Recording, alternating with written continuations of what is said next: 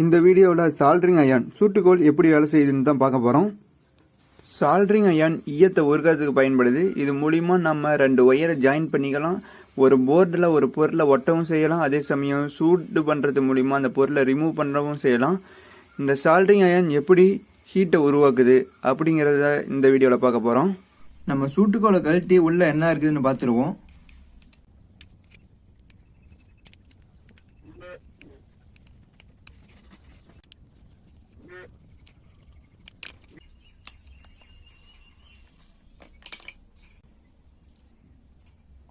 இவ்வளோதான் சூட்டுக்கோளில் இருக்கிறது.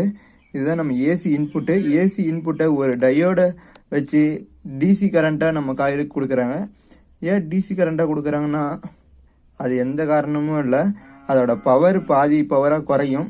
அதாவது டயோடு வந்து ஒரு வழியாக மட்டும்தான் கரண்ட் அனுமதிக்கும். ஏசி வந்து எலக்ட்ரான்ஸ் இப்படின்னு மாறி மாறி மூவ் ஆகும். இப்போ ஒரு டைரக்ஷனில் மட்டும்தான் இப்போ எலக்ட்ரான்ஸ் ஃப்ளோ ஆகும். அதனால பாதி பவர் மட்டும்தான் இந்த ஹீட்டரை யூஸ் பண்ணுது, இந்த சூட்டுக்கோள் யூஸ் பண்ணுது. ஏசி இன்புட்லேயே ஒரு நியன் லேம்பை கனெக்ட் பண்ணியிருக்கிறாங்க. இந்த நியன் லேம்ப் எதுக்குன்னா நம்ம சூட்டுக்கோள் ஆனில் இருக்குதா, பவர் வருதா இல்லையான்னு பார்க்கறதுக்கு தான் இந்த நியன் லேம்ப்பு. இந்த ஹீட்டிங் எலமெண்ட்டு இதுக்குள்ளே தான் இருக்குது. இதுக்குள்ளே தான் ஹீட்டிங் எலமெண்ட் இருக்குது. அதாவது ரெசிஸ்டர் மாதிரி தான் ஒரு ஒயரை சுற்றி வச்சுருப்பாங்க. சரி, அதோட ரெசிஸ்டன்ஸ் எவ்வளோ இருக்குதுன்னு செக் பண்ணி பார்க்கலாம்.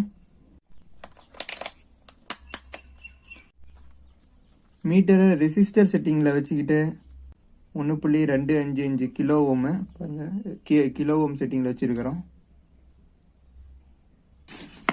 உடைச்சி பார்த்துருவோம்.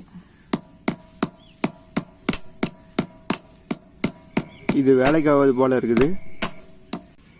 வேற மாதிரி ட்ரை பண்ணி பார்க்க வேண்டியதுதான். கட்டிங் பிளேடை வச்சு கட் பண்ணி பார்க்கலாம்.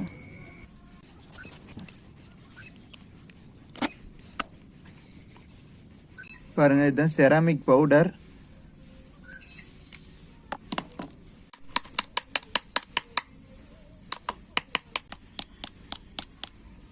பாருங்கள், செராமிக் பவுடரு கொட்டுது.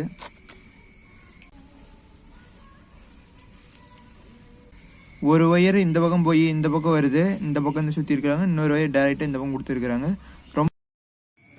இதுதான் ஹீட்டிங் எலமெண்ட்டு. சூட்டுக்கோள் ஹீட் ஆகிறதுக்கு காரணமே இந்த நிக்ரோம் ஒயர் தான். இந்த ஒயர் ரொம்ப தின்னாக இருக்கும். ஒயர் ரொம்ப தின்னாகவும் ரொம்ப லாங்காகவும் ரெடி பண்ணியிருக்கிறாங்க. அதனால் ஹீட் ஆகிற இடமும் அதிகரிக்கும், ரெசிஸ்டன்ஸும் அதிகமாகும். அதனால் ஹீட் நல்லா ஆகும். இதெல்லாம் மெயின்ஸ் சப்ளை வந்துகிட்ருக்கோம். இது நம்ம ஷாக் அடிக்கக்கூடாதுங்கிறதுக்காக மேலே இது மேலெலாம் செராமிக் பவுடர் கொடுத்துருக்குறாங்க. செராமிக் பவுடர் கொடுத்துருக்கிறதுனால இந்த இடத்துல நமக்கு எலக்ட்ரிக் ஷாக்கே வராது, ஹீட்டு மட்டும் கடத்தப்படும். நிக்ரோம் ஒயர் பாருங்கள் எவ்வளோ தின்னாக இருக்குதுன்னு. இந்த நிக்ரோம் ஒயரையே செராமிக் ராடு மேலே தான் சுற்றி இருக்கிறாங்க. இந்த நிக்ரோம் ஒயர் இதுக்கு மேலேயும் ஒரு செராமிக் பவுடர் போட்டு வச்சுருப்பாங்க. ஏன்னா மேலே எலக்ட்ரிக் ஷாக் அடிக்கக்கூடாதுங்கிறதுக்காக. ஏன் ஹீட்டிங் எலமெண்ட்டை நிக்ரோமை சூஸ் பண்ணிக்கிறாங்கன்னா அதோட ரெசிஸ்டன்ஸ் அதிகம், அதே சமயம் அதோட மெல்டிங் பாயிண்ட்டும் அதிகம். அது மட்டும் இல்லாமல் ஹீட் ஆகும்போது இது ஆக்சிடேஷன் ஆகாது. அதனால் ஹீட் ஆகும்போது இது ஈஸியாக கட் ஆகிடாது. ரொம்ப திக்கான ஒயர் இது. இதில் ஃப்ரீ எலக்ட்ரான்ஸ் அதிகமாக இருக்கும். அதுவும் காப்பர் ஒயரு. நமக்கு சூட்டுக்கோளில் சால்டரிங் அயனில் தின்னான ஒயரை ஒரு காயில் மாதிரி சுற்றி வச்சுருப்பாங்க. அதனால தான் அந்த இடத்துல ஹீட் ஆகுது. இப்போ தின்னான ஒயரில் இந்த நிக்ரோம் ஒயரை சுற்றி இருப்பாங்க. இதோட ரெசிஸ்டன்ஸ் அதிகம். ரெசிஸ்டன்ஸ் அதிகம்னா அதாவது ஃப்ரீ எலக்ட்ரான்ஸ் அதிகமாக இருக்காது. மற்ற இதெல்லாம் ஆட்டம்ஸு. இது வந்து அந்த கரண்ட்டை கடத்துறதுக்கு தேவையான எலக்ட்ரானை கொண்டு இருக்கிற அயானு. இப்போ கரண்ட்டுனா எலக்ட்ரான்ஸ் மூவ் ஆகிறது தான். இப்போ இந்த திக்கான ஒயரில் நிறைய எலக்ட்ரான்ஸ் இருக்குது. இந்த எலக்ட்ரான்ஸ்லாம் இந்த தின்னான ஒயர் வழியாக போகும்போது இந்த எலக்ட்ரான் இங்கே இருக்கிற அணுக்கள் மேலாம் மோதும் போது அது வைப்ரேஷன் ஆகும். வைப்ரேஷன் ஆகுறதுனால ஹீட் ஆகுது. அதையே இங்கேயும் தானே வைப்ரேஷன் ஆகணும், இங்கேயும் தானே ஹீட் ஆகணும் அப்படின்னு கேட்டிங்கன்னா இங்கே வந்து ஃப்ரீ எலக்ட்ரான்ஸ் அதிகமாக இருக்குது. அதாவது 1 ஆம்பியர் கரண்ட்டு போகணுன்னா ஒரு குறிப்பிட்ட ஒரு 10 எலக்ட்ரான் இந்த பாயிண்ட்டை கிராஸ் பண்ணணும்னு வச்சுக்கோங்க. 1 ஆம்பியர் கரண்ட்டுனா ஒரு எக்ஸாம்பிளுக்கு சொல்கிறேன். அதே இந்த பாயிண்ட்டையும் அதே 10 எலக்ட்ரான் கிராஸ் பண்ணாதான் அது 1 ஆம்பியர் கரண்ட்டு. இப்போ இந்த இடத்துல நிறைய ஏரியா இருக்குது. அதாவது 10 எலக்ட்ரான், இங்கேயே 3 எலக்ட்ரான் இருக்குது. ஈஸியாக 10 எலக்ட்ரான் கிராஸ் ஆகிரும். ஆனால் இங்கே இருக்கிறதே ஒரு எலக்ட்ரான் தான் ஃப்ரீ எலக்ட்ரான் இருக்குது. இந்த இடத்த 10 எலக்ட்ரான் கிராஸ் பண்ணால் இந்த எலக்ட்ரான்லாம் ரொம்ப வேகமாக மூவ் ஆகணும். அப்படி வேகமாக மூவ் ஆகும்போது ரொம்ப வேகமாக இந்த அணுக்கள் மேலே மோதும். அதுவும் இல்லாமல் அந்த அயனுக்கும் இந்த எலக்ட்ரானுக்கும் இருக்கிற ஈர்ப்பு விசை இருக்கும். ரொம்ப வேகமாக இந்த எலக்ட்ரான் மூவ் ஆகும்போது அந்த ஆட்டம்ஸ் எல்லாம் வைப்ரேஷன் ஆகும். ஆட்டம் வைப்ரேஷன் ஆகுறதுனால தான் நமக்கு ஹீட் உருவாகுது.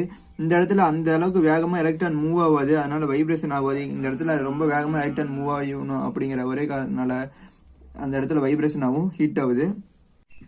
இதுதான் ரெண்டு இடத்துலையும் இது காப்பர் ஒயரு.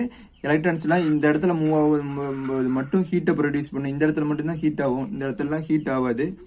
ஏன்னா இந்த இடத்துல தான் எலக்ட்ரான்ஸ் வேகமாக மூவ் ஆகணும். அதே அளவு கரண்ட் போகணும்னா இந்த இடத்துல எலக்ட்ரான்ஸ் வேகமாக மூவ் ஆகணும்.